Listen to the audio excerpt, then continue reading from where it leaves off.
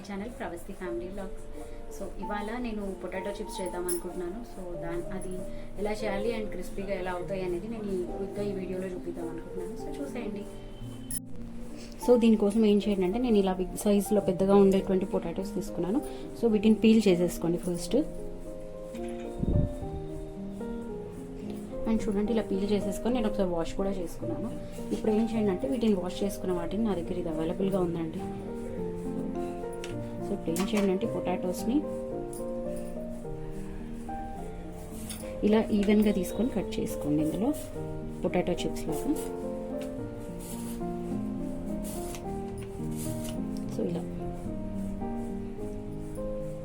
So ఇలా cut చేసుకోండి. So అన్ని పొటాటోస్ని ఇలాగే ఈ సైజులో, మీకు పొటాటో సైజ్ని ఏం ప్రాబ్లం ఉండదండి, ఎలా అయినా చేసుకోవచ్చు. చూడండి ఈ సైజులో కట్ చేసేసుకోండి అన్నీ. సో చూడండి నేను పొటాటోస్ అన్నీ పీల్ చేసుకున్నాను ఈ సైజులో ప్రతిదీ. సో చూడండి అన్నీ డిఫరెంట్ సైజెస్లో వచ్చాయి. సో ఇప్పుడు ఏం చేయండి అంటే ఇందులోకి వాటర్ పోసేసుకోండి. కాస్త వాటర్ పోసేసుకొని ఇందులోనే ఒక 1/2 స్పూన్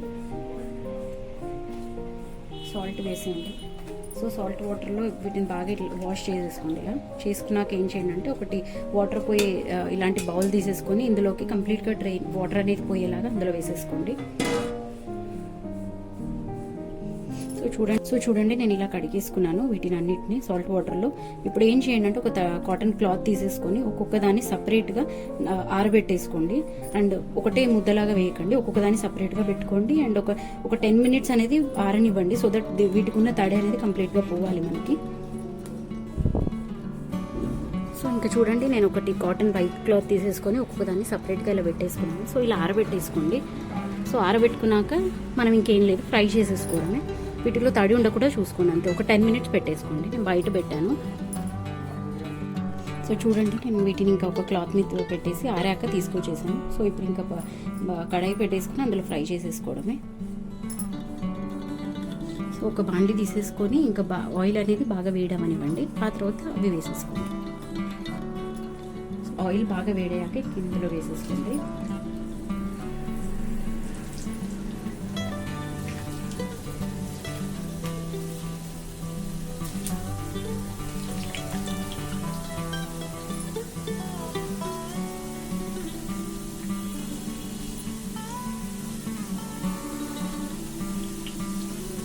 వీటిని ఇంకా బాగా ఫ్రై చేసుకోండి.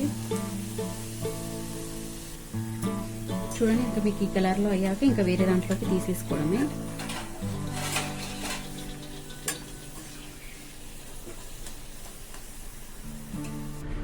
సో చూడండి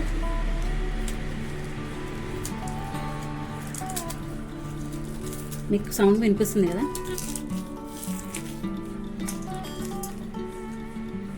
ఇలాగా అన్నీ ఫ్రై చేసేసుకోవడమే అండి. మీరు వేపుతున్నప్పుడు స్టవ్ మాత్రం మరీ పెద్దగా పెట్టకండి, ఎందుకంటే కార్నర్స్లో మీకు పొటాటో చిప్స్ అనేది కార్నర్స్లో బ్లాక్ అయిపోతాయి, మిడిల్లో వైట్ ఉండిపోతాయి.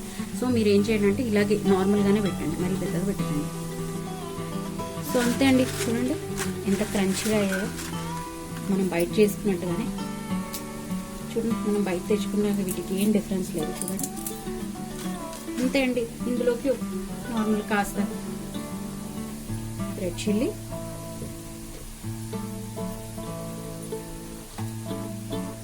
అండ్ కాస్త ఉప్పు వేసేసుకొని కలిపేసుకొని తినేయడమే. సో మీరు కూడా ఒకసారి ట్రై చేయండి. బయట పెట్టి మీరు బయటికి వెళ్ళి కొనుక్కొని తింటే మీకు అది వేస్ట్ అసలు. నేను ప్రీవియస్ వీడియోలో కూడా చెప్పినట్టు. సో కుదిరినంతవరకు ఇంట్లో చేసేసుకోండి. సో హెల్త్కి హెల్త్ అండ్ డబ్బులకు డబ్బులు. అంతే అండి. ఒకవేళ ఇదే ఈ రోజుకి వీడియో, ఒకవేళ నాకు వీడియో నచ్చుంటే కనుక ప్లీజ్ నా ఛానల్ సబ్స్క్రైబ్ చేసుకోండి అండ్ నోటిఫికేషన్ బిల్ ప్రెస్ చేయండి. Thank you so much. Bye. Taste super అండి.